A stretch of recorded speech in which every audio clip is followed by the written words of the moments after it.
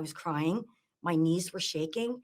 And even though I knew I'd done nothing wrong, after seeing Joe Biden's speech the night before, I thought, oh my God, this is political.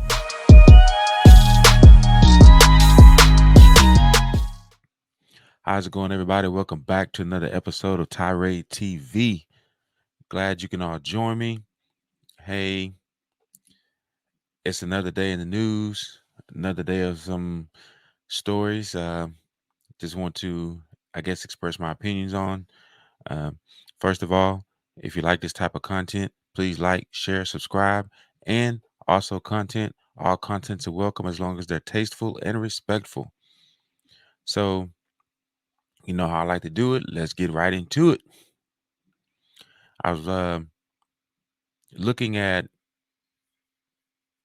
all the news media outlets and I ran across Fox News, and everyone knows the name, obviously, of Tucker Carlson. And I saw this story where there's a lady on there and she was talking about how she came out online in support of former President Donald Trump. And things got a little weird after that, let's say. Let's pull up the story here. It goes on to say here that Trump backer says FBI showed up at her home after she voiced her support for, or voiced online support for Trump, right? A New Jersey woman who voiced her support for former President Trump on Facebook said Monday that 3 FBI agents showed up at her home last month claiming to have an anonymous tip connecting her to the January 6th Capitol riot, despite her having no involvement. Lisa Gallagher told Tucker Carlson tonight that she believes federal agents visited her home where she displays a pro-Trump lawn sign to intimidate her a day after President Biden's anti-MAGA speech. Wow. Let that sink in just for a minute, because obviously this part says she has, according to her, no involvement in the so-called January 6th thing, and she had just recently, I guess, voiced her support for former President Trump on Facebook. Wow. It's getting weird. Very weird. Goes on to say, this is Lisa Gallagher here speaking. I was terrified. I'll be honest with you. When my daughter woke me up telling me there were 3 armed FBI officers at my door, I thought she was joking. I immediately tried to throw on clothes. I called my husband. I was crying. My knees were shaking. And even though I knew I had done nothing wrong, after seeing Joe Biden's speech the night before, I thought, oh my God, this is political. Yeah, you could say she's right on that. She goes on to say, I was frightened. I truly thought they can take me out of here in handcuffs. I thought in my mind, I thought in my bedroom, am I not coming home? I went outside. I said, gentlemen, you are scaring me. And they proceeded to tell me that they were given an anonymous tip that I was at the Capitol on January 6th. I invited them into my home to look at my phone and calendar. I have subsequently called the FBI office in Newark to document or know for sure that it really was FBI agents at my home. It was. They said it was an anonymous tip, but they won't tell me anything else. Now that is, you have to, I don't care what side you voted on, what you believe, whatever. I mean, you have to admit that was a little bit strange. You support you show your support online for a particular candidate. In this case, it happens to be former President Donald Trump. So she's pro-Trump, and because of that, FBI agents, 3 armed FBI agents, are sent to your home. Now, I think, seeing that we're in a free country, at least I thought we were, I thought you would be able to voice your support for any candidate without any backlash, even if it's the other way around. If someone supported their support, supported or show their support for Biden, there shouldn't be any backlash. Not at all. If they show their support for DeSantis or Kamala Harris or anyone else, there should never be any backlash. But for some reason, when you show your support for Trump, there's always backlash, especially as of late. But let's take a look at this video here and see her actually speak on it. This is courtesy of Fox News. Actually, it's on YouTube, Fox News YouTube channel. Let's uh let's take a look here and just see what's being said. Lisa Gallagher, as we told you a moment ago, is one of the many Trump supporters who woke up to an FBI raid earlier this month, and we are grateful that she's willing to join us to tell us about it. Lisa, thank you so much for coming on. So I just want to be clear that you have not committed a crime of any kind. I don't think you've ever been accused of a crime. You weren't even at the Capitol on January 6th. I don't think you're even in Washington. Tell us how you felt when Joe Biden's FBI showed up with guns at your home the morning after his speech. I was terrified. And I'll be honest with you, when my daughter woke me up telling me there were 3 armed FBI officers. So remember, she said she wasn't even in Washington at the time. It's not like she just happened to be walking by on the street or anything like that. She was not in Washington at all at the time. So let's see where it goes. Was at my door. I thought she was joking. And I immediately tried to throw clothes on. I called my husband. I was crying. My knees were shaking. And even though I knew I'd done nothing wrong, after seeing Joe Biden's speech the night before, I thought, oh my God, this is political. And I was frightened. I truly thought they can take me out of here in handcuffs. And I thought, Yes. I'm in my bedroom. I thought, am I not coming home? So I went outside and I said, gentlemen, you're scaring me. And they proceeded to tell me that they were given an anonymous tip that I was at the Capitol on January 6th. Even though, of An anonymous tip. So basically, someone, of course, we all know what an anonymous tip is. Someone basically said, hey, I guess they said Miss Lisa Gallagher was at the January 6th thing. And of course, anyone that they feel is associated with or they assume is associated with January 6th, they're basically targeting them right now. Um, this is crazy. Let's listen to a little bit more. course, as we said, they knew you weren't because they had facial recognition software, and there's no evidence, and it's almost 2 years ago. Do you know who this anonymous tip, this snitch who turned you into federal law enforcement for supporting Trump on Facebook might be? No, I know nothing. And I invited them into my home so I could look at my phone and my calendar. And I have subsequently called the FBI office in Newark to just document or know for sure that it really was FBI agents at my home. And it was. And they said it was an anonymous tip, but they won't tell me anything else. Yeah, because there are not enough law enforcement concerns right now with 107,000 Americans dying of fentanyl last year. Lisa Gallagher, I know it takes bravery to come on and explain what happened to you. I think only when people do that will it end. And so I'm doubly grateful that you did this for us tonight. Thank you so much. Thank you, Tucker. Subscribe to the Wow, that's a shame we've gotten to that point in this country where you express your opinion or express your support for any political candidate and the FBI shows up at your home with a quote unquote anonymous tip. What do you all think about this? Because it could happen to anyone at any given time, regardless if it's your support for a certain uh, political party. You could be expressing your opinion on a certain law or a certain mandate or whatever. At this point in time, it could happen just because you were expressing your, I guess, basically taking advantage of your First Amendment right. Now, I don't know if she has anything that she can do in regards to this. Probably not anything because they say it's an anonymous tip. So I don't know what her legal ramifications are on this, but I know she seemed a little bit terrified or scared right there on the interview with Tucker Carlson. She still seemed a little shaken by it, but that's what it's come to now in this country, and maybe even in the world. Like if you're a free thinker, you're a target basically.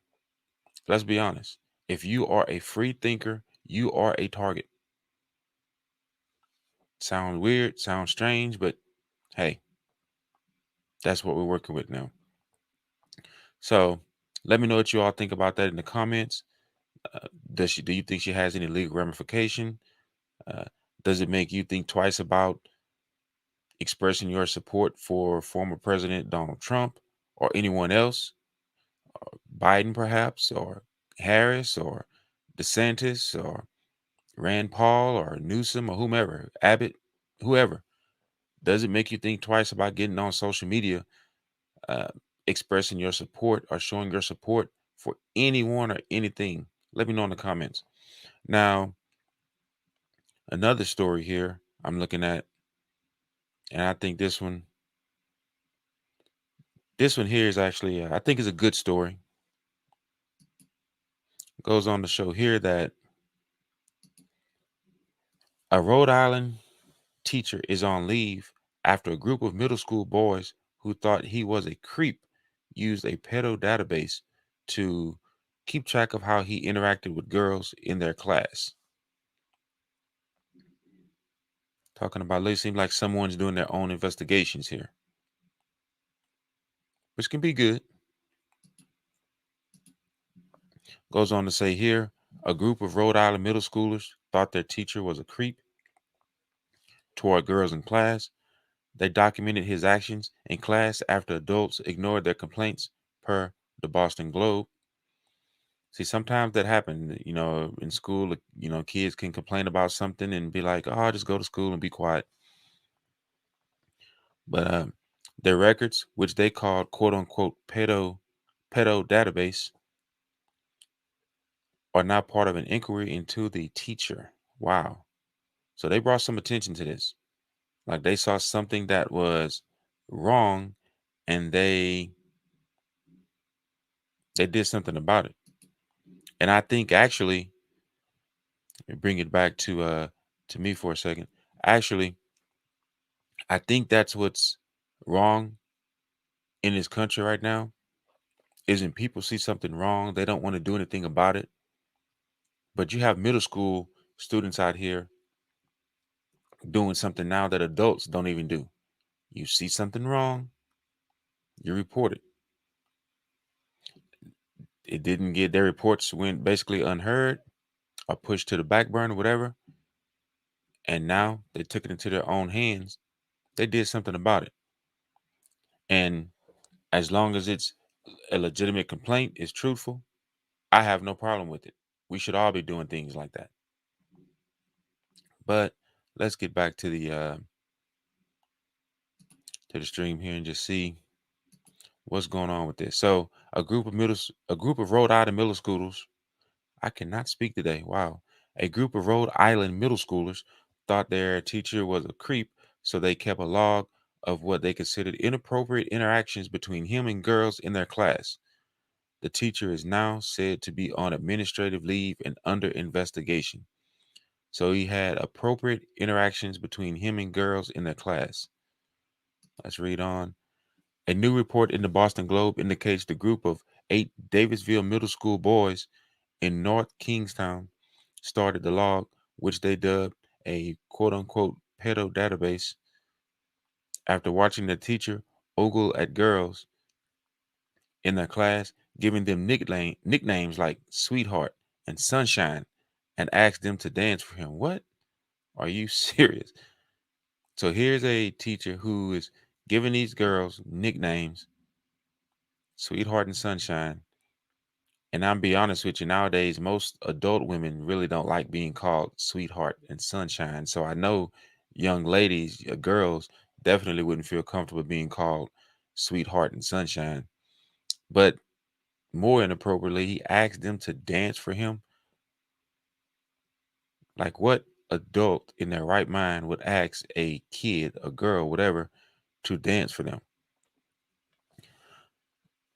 The Globe interviewed one of the boys, now a 15-year-old high school student, who told the publication that when the group tried reporting the situation, adults didn't take students seriously. The teacher himself had apparently even commented that he had received complaints for decades without any action being taken against him, according to the Globe. The teen told the Globe that the teacher's interactions with female students created uncomfortable situations. I mean, yeah, if you're giving little girls nicknames like Sweetheart and Sunshine, and you asking them to dance for you, I mean, yeah, that would be the definition of uncomfortable situations. Wow. This is it's crazy. Quote, sometimes they laugh, sometimes they just kind of sit there awkwardly, unquote, the boy said. Even the ones that said he was creepy laughed because they were obviously not trying to tick him off or anything. So they're just fake laughing, awkwardly laughing. The group decided in January 2021 to keep written records on Discord to gather quote unquote evidence of the teacher's behavior, according to the Globe. Quote, this is now the official chat that we will use that we later use as evidence against the teacher about pedophilia in case anything does come up in the future and we do not turn out to be right. One boy wrote in the group chat, according to the Globe. The teacher's identity hasn't been made public, but the Globe said local teachers and students know who he is. Wow.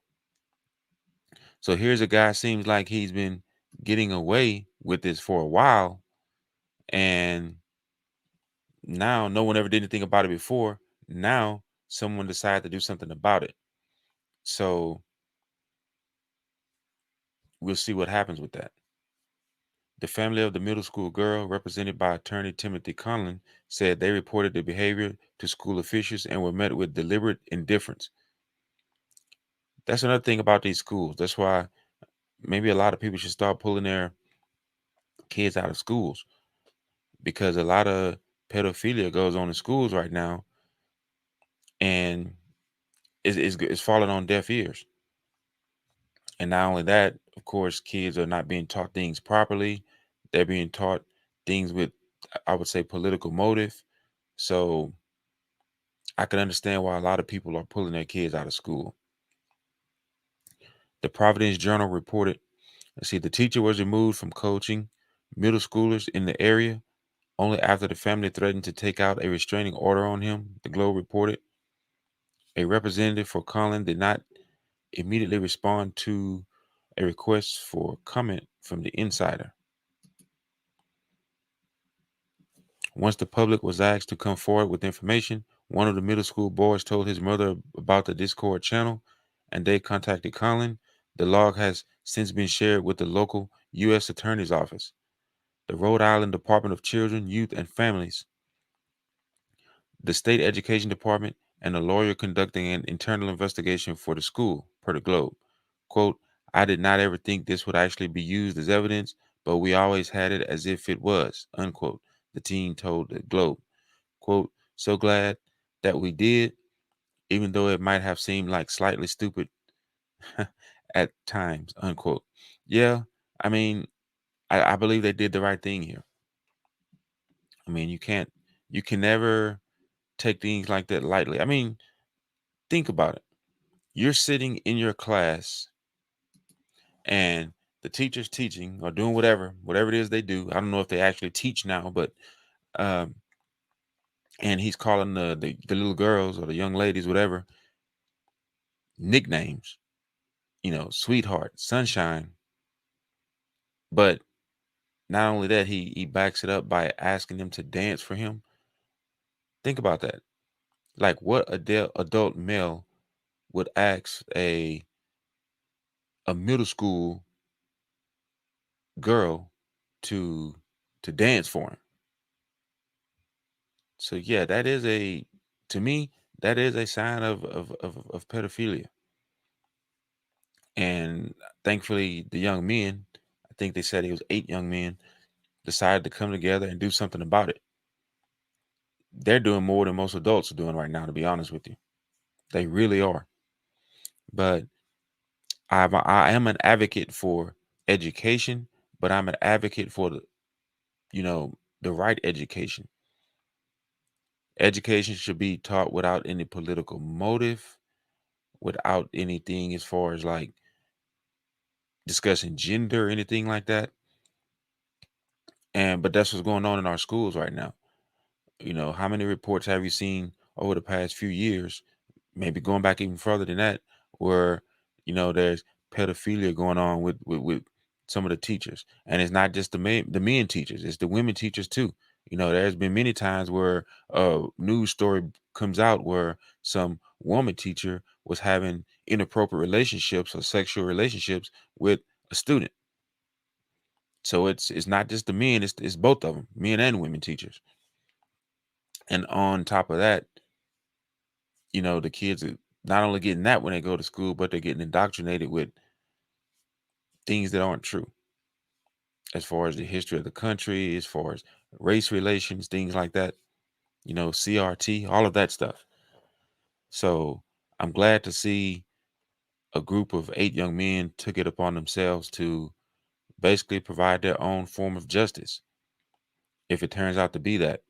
Now, we don't know what's going to happen in this situation. And I would just want to say this is all alleged right now, even though they didn't provide the person's, the teacher's name, but supposedly in the area or within the school, I guess the school community, he's known. So we'll see what happens with that. But let me know what you all think about this story. I mean, did the boys do the right thing? I think they did. Um, does this make you not want to enroll your kids in school? Maybe withdraw them, maybe have a tutor come and teach them, let them do homeschool or maybe private school, whatever. Let me know what you think about this in the comments. And once again, please like, share, subscribe, and comment. And always remember, we must remain praying constantly. We have to be a praying nation. We have to be. We all know who's in control. It's not the government. It's not some certain political party. It's our Heavenly Father. That's who's in control. That's who's always been in control. That's who will remain in control. Our Heavenly Father, Jesus Christ, being led by the Holy Spirit. That's what we need to overcome situations like this, because we are in a spiritual war. See, things that happen in the spirit, you don't see it, but it manifests itself in the flesh. That's why when you see someone go out and take someone's life, whether it's by firearm or stabbing them or drowning them or running them over with the car, whatever, we always have to look at what caused them to do that. Some people could say it's depression or whatever, but you have to look at the unseen, which is the spirit behind it. We have to fight that. So, anyways, stay prayerful and see you.